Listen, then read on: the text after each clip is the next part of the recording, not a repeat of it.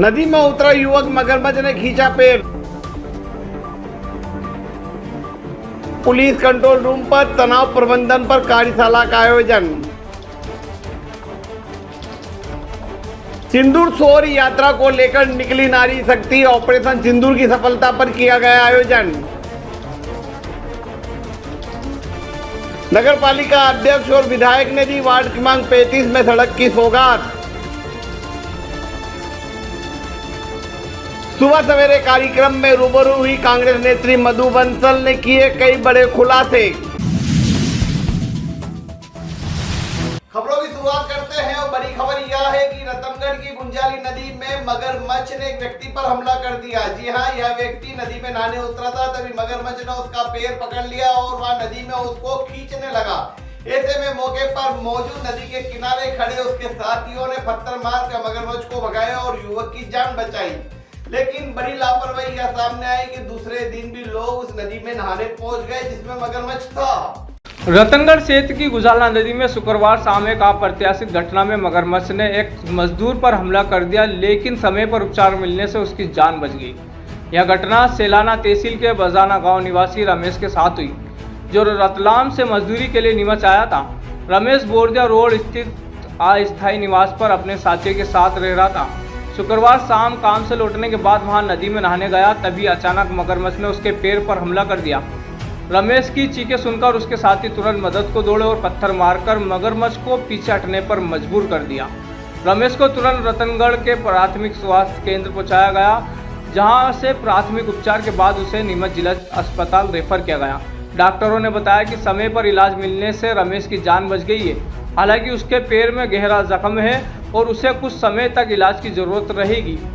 इस घटना के बाद स्थानीय लोगों में चिंता बढ़ गई है। लोगों का कहना है कि गुजाला नदी में पहले भी मगरमच्छ देखे जा चुके हैं, लेकिन अब तक कोई चेतावनी या सुरक्षा व्यवस्था नहीं की गई है। ग्रामीणों ने प्रशासन से नदी के इस हिस्से को प्रतिबंधित क्षेत्र घोषित करने और मगरमच्छ को पकड़ने के लिए उचित कदम उठाने की मांग की है।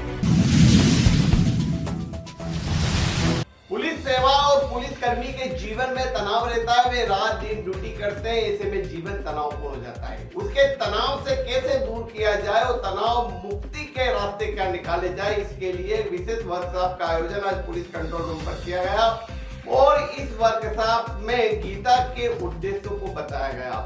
महाराज विजेंद्र कृष्णदास जी ने पूरे तनाव शिविर में जीवन को सुखमय बनाने के टिप्स दिए और साथ ही तनाव मुक्त रहने की जानकारी दी। नीमच पुलिस विभाग में कार्यरत अधिकारियों और कर्मचारियों के तनाव प्रबंधन हेतु आज नीमच पुलिस कंट्रोल रूम में एक विशेष वर्कशॉप का आयोजन किया गया। कार्यक्रम का विषय तनाव प्रबंधन की ओर रहा। मुख्य वक्ता के रूप में विजेंद्र कृष्णदास ने कार्यक्रम को संबोधित किया। उन्होंने पुलिस कर्मियों को भगवद गीता के सिद्धांतों के माध्यम से तनाव प्रबंधन के व्यवहारिक उपाय बताए।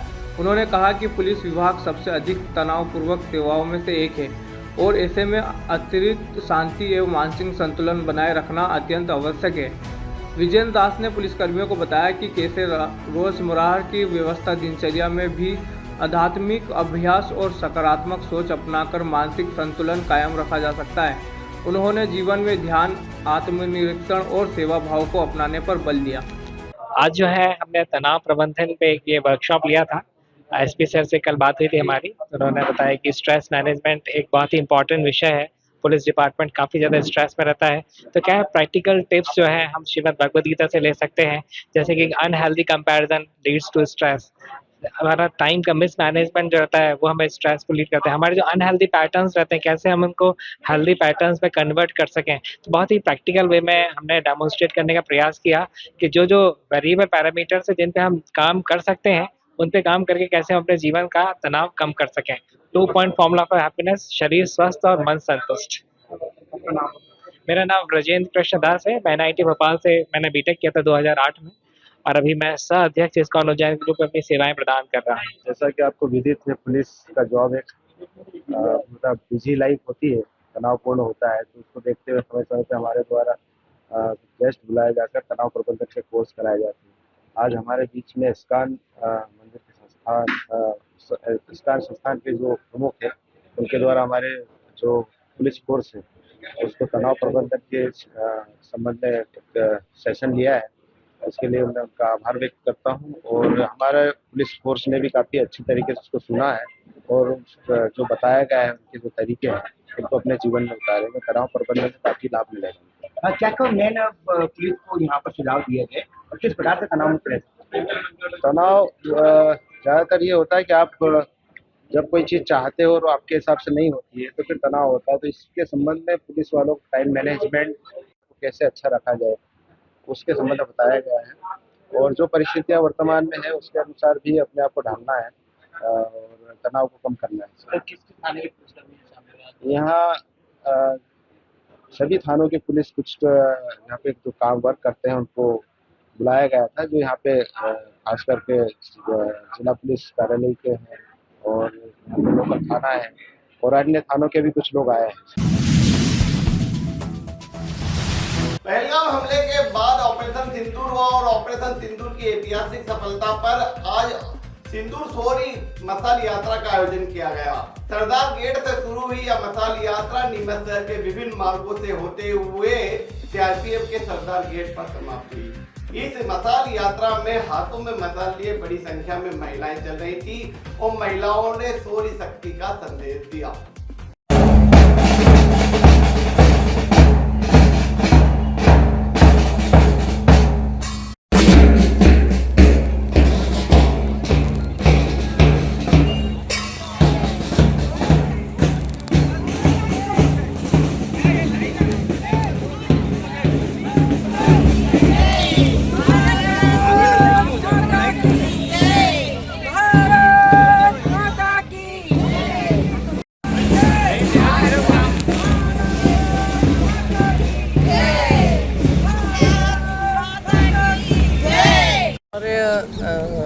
यात्रा जो है ये हमारी सैनिकों के लिए ऊपर समर्पित है, क्योंकि अगर सैनिक वहाँ पर है तो हम यहाँ पर चैन से हैं। तो ये जो हमारे देश के लिए उन्होंने कुर्बानी दी है ये हमारे लिए बहुत बहुत कीमती है। हमें इसको बनाए रखना है और अपने देश में ऐसे माँओं को सलाम है जिन्होंने ऐसे वीर पैदा किए हैं हमारे देश में, जो आगे जाकर उस सरहद के ऊपर बैठकर इस तरीके से लड़ रहे हैं पूरे देश के लिए। और उनकी नारियां, हम सब जो सैनिकों की पत्नियां हैं, ये एक अलग ही गौरव है हमारे लिए कि हमें ऐसे सैनिकों की पत्नी बनने का एक बहुमूल्य क्या बोलेंगे मौका मिला है, अवसर मिला है कि हम चाहते हैं कि वो हम उनके साथ बने रहें और उनकी ताकत को कम नहीं करें। तो नारी जो है वो अपने पति की वैसी शक्ति है और जब आप एक फौजी की वाइफ बन जाते हो तो आपके अंदर एक अलग ही एनर्जी आ जाती है कि हम चाहते हैं कि हम हमेशा जीत कर आएँ और अपने देश का नाम रोशन करें। और वो जो उसकी पत्नी है उसके तो अलग ही रौनक है उसकी।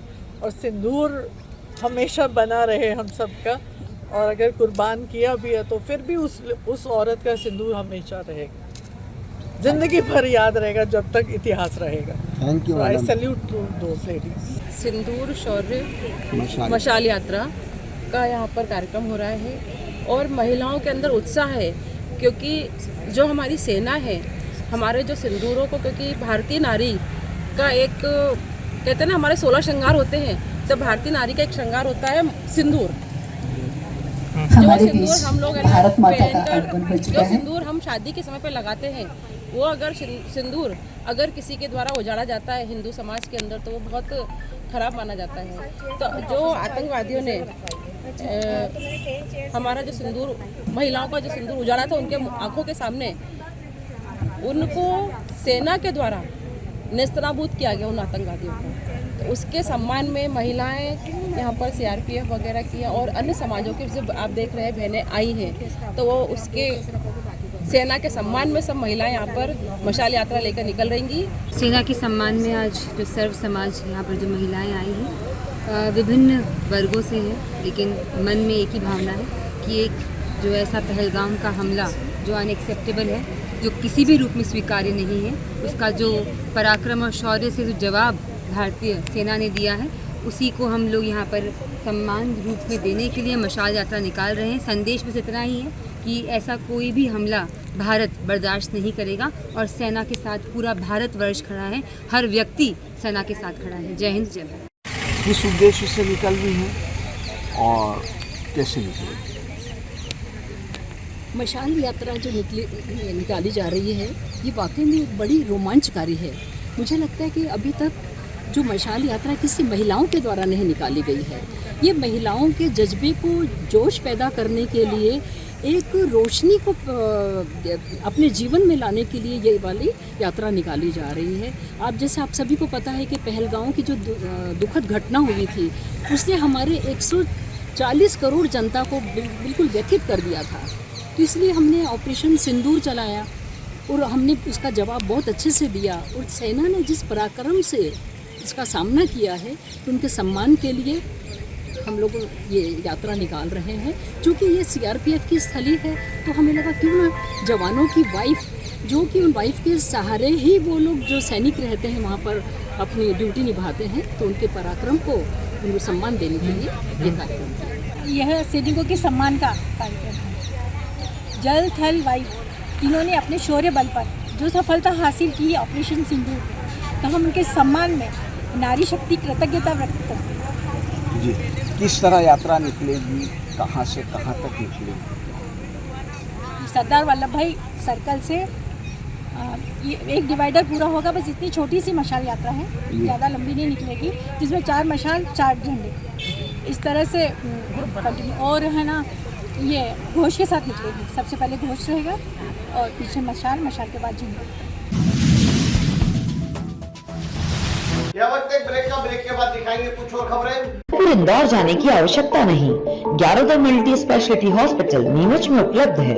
अंचल का एकमात्र अत्याधुनिक सर्व सुविधा युक्त 150 बेडेड हॉस्पिटल, जहां आपको 24 घंटे इमरजेंसी सुविधा उपलब्ध मिलेगी। साथ ही सभी बीमारियों का इलाज, जांचें तथा दवाइयां एक ही स्थान पर उपलब्ध है। 20 स्पेशलिस्ट डॉक्टर की विशाल व अनुभवी टीम के साथ उपलब्ध सेवाएं, अस्थि रोग, शिशु रोग, महिला एवं प्रसूति रोग, लेजर सर्जरी, न्यूरो एवं स्पाइन सर्जरी, यूरोलॉजी, जनरल एवं लेप्रोस्कोपी सर्जरी, क्रिटिकल केयर एवं ट्रॉमा, मुख कैंसर रोग, जनरल मेडिसिन, फिजियोथेरेपी। इसके अतिरिक्त 15 बेडेड अत्याधुनिक मशीनों युक्त ICU, ultra modern 7 bedded dialysis unit, 10 bed नवजात शिशु and ICU, 4 modular operation theatre, अत्याधुनिक लैब एवं रेडियोलॉजी विभाग, सर्व सुविधा युक्त वार्ड एवं प्राइवेट रूम, 24 घंटे एम्बुलेंस सुविधा। चलिए ब्रेक के बाद फिर शुरू करते हैं खबरों का सिलसिला और बात करते हैं वार्ड क्रमांक 35 की। वार्ड क्रमांक 35 में 19,55,000 रुपए की लागत से सड़क कार्य का भूमि पूजन किया गया। इस अवसर पर नीमच विधायक दिलीप सिंह परियार, नगर पालिका अध्यक्ष स्वाति चोपड़ा और भाजपा जिला अध्यक्ष वंदना खंडेलवाल उपस्थित थी।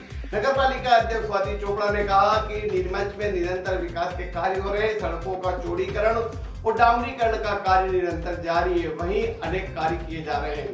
नीमच विधायक दिलीप सिंह परियार ने कहा कि नीमच में विकास की गति पकड़ी है, कई कार्य चल रहे हैं, विधायक निधि से भी कार्य किए जा रहे हैं, नगर पालिका भी कार्य कर रही है और आने वाले समय में नीमच की सूरत बदलती हुई नजर आएगी।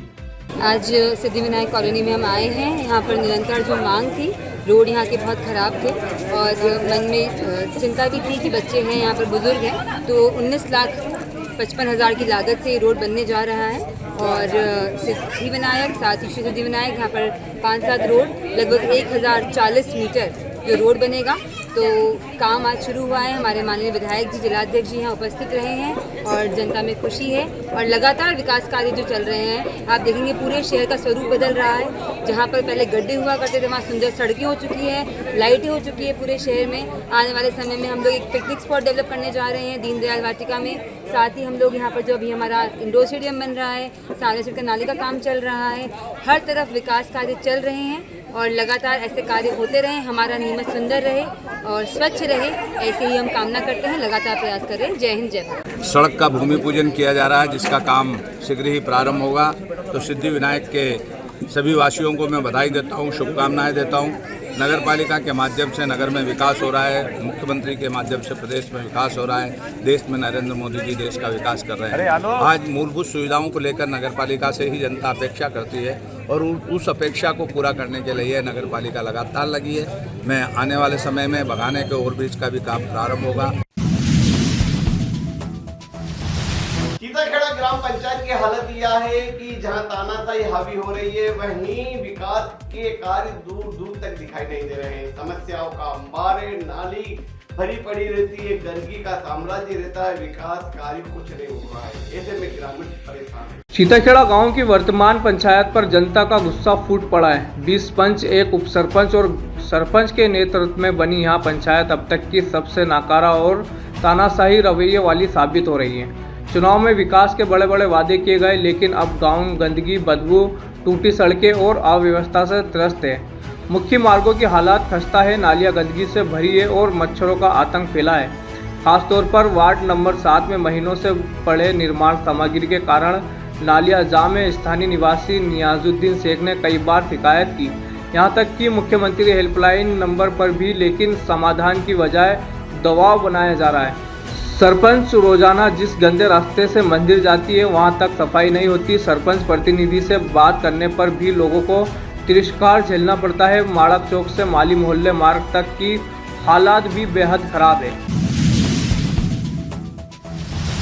नीमच टुडे के खास कार्यक्रम सुबह सवेरे में रूबरू हो रही है कांग्रेस की दबंग नेत्री मधु बंसल। जी हाँ, श्रीमती मधु बंसल कांग्रेस की एकमात्र ऐसी नेत्री हैं जिन्होंने महज 28 साल की उम्र में सरपंच का चुनाव लड़ा और जीता, और लगातार वे 3 बार जिला पंचायत सदस्य रही।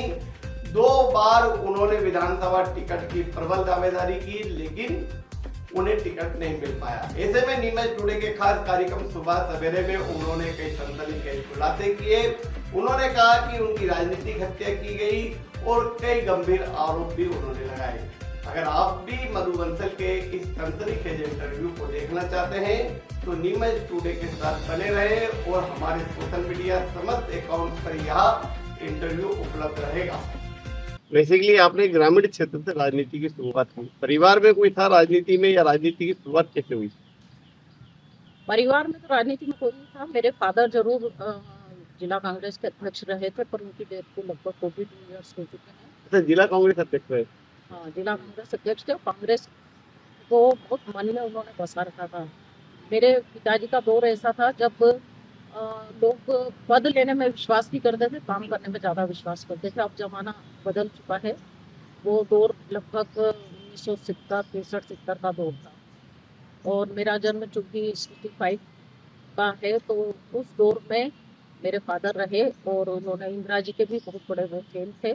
परंतु मैं मात्र 16 साल की थी तभी उनकी डेथ हो गई, तो मुझे कोई ऐसा राजनीतिक बैकग्राउंड नहीं मिला, परिवार में कोई दूर दूर तक नहीं था।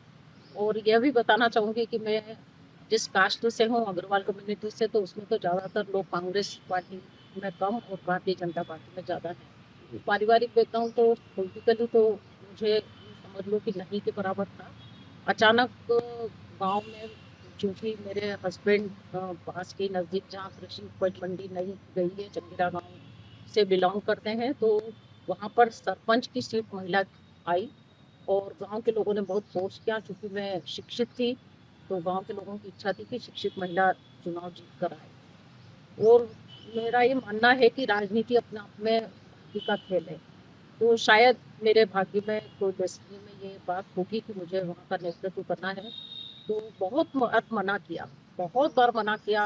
वो बार बार गांव वाले झुंड का झुंड बना के आए। 8-10 चक्कर मेरे घर के लगाए। उस समय मैं कोचिंग क्लासेस लेती थी और स्कूल खोलने का मूड बना रही थी, क्योंकि मैं कॉलेज में असिस्टेंट प्रोफेसर थी, पर हस्बैंड की जॉब यहाँ थी, मेरी रायपुर थी, तो मैंने वो जॉब छोड़ दी थी। पर दूर दूर तक मेरा राजनीति में आने का कहीं से कहीं तक मूड नहीं था, न इच्छा थी। बार बार मना करने के बाद भी भाग्य वहीं ले जाता है जहाँ आपको जाना होता है। और बहुत बार मना करने के बाद यूँ सोचा कि चलो ठीक है, गाँव वाले कह रहे हैं कर देते हैं। और गांव में चूँकि मैंने देखा था कि बहुत सारी महिलाएं अशिक्षित थी, गांव में पानी की बहुत समस्या थी, तो मुझे हमेशा ये लगता था कि कोई मैं ऐसा कार्य करूं। राजनीति को सोच के नहीं किया था, सोचा था, पर ऐसा मन में विचार आता था कुछ ऐसा करूं कि इन महिलाओं को शिक्षित करूं, इन महिलाओं की पानी की समस्या दूर करूं। तो शायद ईश्वर ने मेरी वो भावना। कितने साल की सरपंच का चुनाव आपने पहला लड़ा था? 28 साल की उम्र में। 28 साल की उम्र में सरपंच का? 28 साल की उम्र में कहाँ चंगेरा से? लड़ा। हाँ, सदराना चंगेरा और डुंगलादा पंचायत डुंगलादा थी, वहाँ से 8 किलोमीटर दूर है। वही हमारा पितरक गांव चंगेरा है, ससुराल का। वहाँ से मैं वहाँ की प्रथम महिला सरपंच। प्रथम महिला सरपंच वहाँ है 28 साल की उम्र में। हाँ, 28 साल की। उसके बाद में लगातार जिला पंचायत का चुनाव 3 बार लड़ी। उसके बाद में अच्छा, ये तो वो दौर रहा होगा जब महिलाओं का राजनीति में आना भी बड़ा इतना तैयारी नहीं मानी जाती थी, और जब महिलाएं घर की दहलीज से पार नहीं होती थी, उस समय चुनाव लड़ना भी बड़ा अद्भुत था। बहुत अद्भुत था। और मुझे याद है मैंने घूंघट में चुनाव लड़ा था। अच्छा। क्योंकि मेरे फादर इन लॉ गाँव के पटेल थे। हाँ। और चूंकि हमारे उस समय का दौर ऐसा था कि आधुनिकता की ओर हम बढ़ रहे थे, पूरी तरह से आधुनिक नहीं हुए थे उस समय। तो आज तो सलवार सूट पहनना या जींस टॉप पहनना भी बहुओं के लिए बहुत आसान है, पर उस समय तो ये स्थिति थी कि बालिका शिक्षा। पहला चुनाव घूंघट में लड़ा? हाँ, पहला चुनाव ऐसा। अच्छा, कितने वोटों से जीते थे? उस समय मैं 250 से ऊपर 265 वोटों से विजयी गई थी। 2 गांव से तो मुझे 100% मतदान हुआ था, क्योंकि 10 वोट बाहर गए। अच्छा, ये उस समय दलीय आधार पे था कि हुआ था? नहीं, दलीय आधार पे तो आज भी नहीं। आज भी नहीं है। उस समय भी निर्दलीय था, आज भी निर्दलीय चुनाव होते हैं। मतलब कांग्रेस का सपोर्ट था? नहीं, कांग्रेस का कोई सपोर्ट नहीं था। कोई कांग्रेस पार्टी चुनाव लड़ाने नहीं आई थी। चुनाव पूर्णतः मेरे पारिवारिक बैकग्राउंड, मेरी स्वयं की मेहनत, मेरे जो इलाज थे उनकी गाँव में जो छवि थी, उसके आधार पर मेरा चुनाव। मेरे हस्बैंड और मेरे उनके दोस्तों ने, एक इंजीनियर थे, कॉलेज में प्रोफेसर थे, और मेरे हस्बैंड भी प्रिंसिपल है। तो हम सब शिक्षक और इंजीनियरों ने मिलकर चुनाव लड़ा था। अच्छा। कुल मिला के सभी एजुकेटेड लोग थे। और गांव के लोगों ने, मैं ये कहूंगी कि वैसे कहा जाता है कि राजनीति में गुंडे बदमाश आते हैं, या राजनीति में कम पढ़े लिखे लोग आते हैं और वो दादागिरी करते हैं। जनता हमेशा, जनता का जो फैसला होता है वो तो सही होता है, क्योंकि जनता तो चाहती है कि शिक्षित लोग आए, सेवा भागी आवे, और गाँव की हो, शहर की हो, तस्वीर बदले। पर अमूमन होता यह है कि शिक्षित लोग राजनीति में आना पसंद नहीं करते हैं। पर मैंने तो ये अनुभव किया है कि जितने मैंने चुनाव लड़े, अभी तक 5 चुनाव लड़े, पर सभी में मेरे को बहुत भारी बहुमत से भारतीय जनता पार्टी के लोगों ने भी बहुत अच्छे से मतदान किया। और जो मेरे जिला पंचायत के वार्ड है वो तो कट्टर भाजपा समर्थित है। आज़ाद भारत के बाद वहाँ से कांग्रेस कभी नहीं जीती, पर मैं बहुमत के साथ जीत के आई, और भाजपा के शासन में भाजपा के उम्मीदवार की जमानत जब्त